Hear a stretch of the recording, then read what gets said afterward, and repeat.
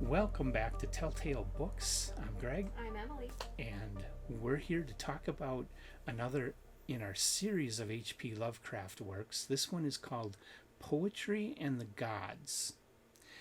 And Poetry and the Gods is one of those stories Lovecraft wrote early in his career before he became noted at all. Mm-hmm. He did a lot of collaboration writing where somebody who would want to write a story professional enough to get it published would hire him to finish the story off and polish it for them, and then they would get it published. And the person he was working with on this one was called Anna Helen Crofts. So it was her story, and he took it and he polished it, and they published it collaboratively in a magazine called The United Amateur. Which I found on Project Gutenberg. Oh, cool. Yep. And it was published in the September 1920 issue of The United Amateur. And do you want to take the synopsis? Sure. So it kind of begins with this woman who's always kind of felt like an outsider in her society and in her family and everything. And she just sometimes goes to poetry because it gives her this little inkling of this otherness that she feels that she relates to. And she happens to find one particular poem that just really speaks to her and gives her this sense of otherness that she is also experiencing, and kind of goes into this dreamlike trance state where she dreams about these poetic gods, essentially, people who have gotten god status for being literary geniuses. It included, like, Shakespeare was one of them. Socrates? Was Socrates one of them? I can't remember. Virgil? Oh, I can't remember what all they were. Yeah, I can't remember everyone. I remember Shakespeare and being like, I thought you would take issue with that. I guess. Like, on poetry, I don't love his poetry because I think he's a womanizing asshole and exploits women in order to be able to write that poetry. But as a playwright, I think he's fantastic and a genius. So I was like, but it just kind of goes through this experience of wishing she could hit this status of this godlike literary artist or creative in some manner. And I read into it, I think, as a female a little bit more because for its time, women weren't allowed to be much. Okay.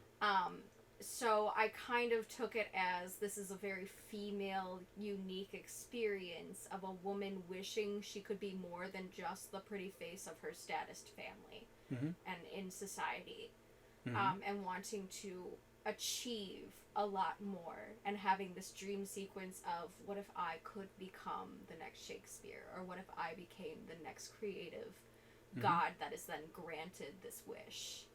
And that's kind of what her experience is as these angelic beings and other things kind of come to her and show her the beauty of this afterlife, I guess, kind of thing, experience of what happens to those creative and artistic geniuses.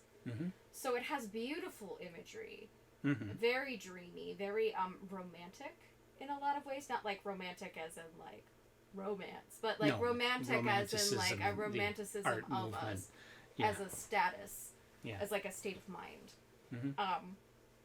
So I read into it a little bit more, I think, as a female, understanding the female mentality of that time and era, having researched it myself a lot, which maybe I shouldn't have done. But as a female author who collaborated with this, it made perfect sense, and I feel like it was well justified and a very interesting perspective. Okay. But yeah. My take on it, I really didn't think of it from the way that you did. That didn't enter my mind. I read it, and I've been reading Lovecraft's poetry also, and this story seemed like a prose poem. It is. It's very much a prose poem. Yeah, and it seemed very much like Lovecraft's poetry, which honestly I'm not liking. It's not the worst, it's not the best. That's kind of how I feel about it. It's pretty average. Yeah. Yeah. I don't feel Lovecraft was a very good poet. And my battery is flashing. Can we wrap it up quick? Yeah, we can. Because I think we can wrap this up before that battery dies. I don't feel Lovecraft is a good poet. I like his stories. I haven't been liking his poems. This story coming across like a prose poem, I feel had all the weaknesses of Lovecraft's poetry. And so it just didn't sit well with me. Yeah, it wasn't super impressive to me either, but I definitely had that perspective of this is kind of it seems like there's a female author mourning her destiny to never be the greatest.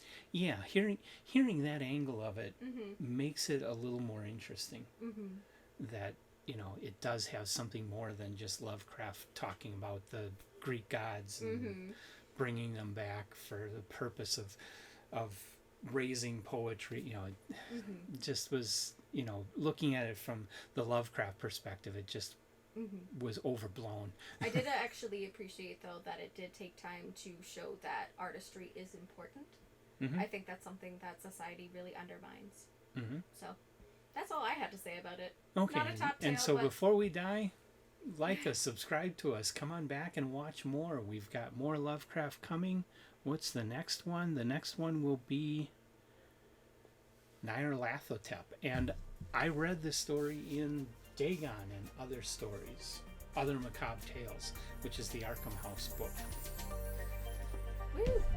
Yeah. But it's available for free online. Yep. Through Project Gutenberg. Yeah.